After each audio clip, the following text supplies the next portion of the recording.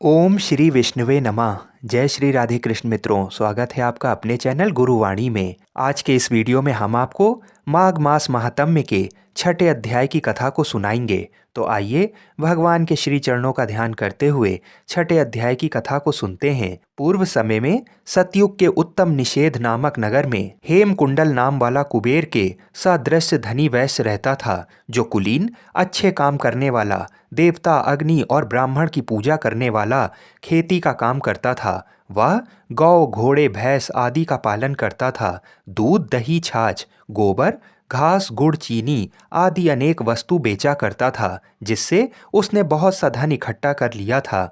जब वह बूढ़ा हो गया तो मृत्यु को निकट समझकर उसने धर्म के कार्य करने प्रारंभ कर दिए।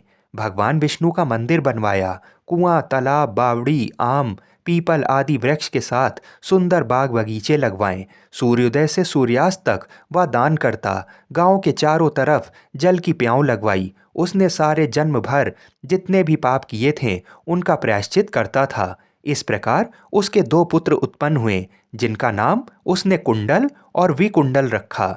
जब दोनों लड़के युवा अवस्था के हुए तो हेमकुंडल वैश्य गृहस्थी का सब कार्य सौंपकर तपस्या के निमित्त वन में चला गया और वहां विष्णु जी की आराधना में शरीर को सुखाकर अंत में विष्णु लोक को प्राप्त हुआ।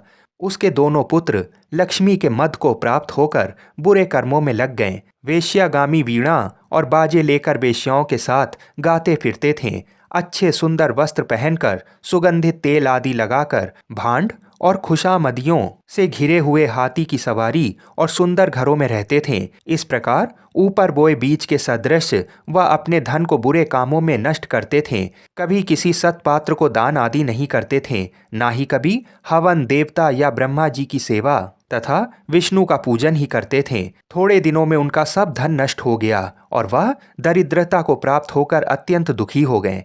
भाई, जन, सेवक, उपजीवी सब इनको छोड़कर चले गए।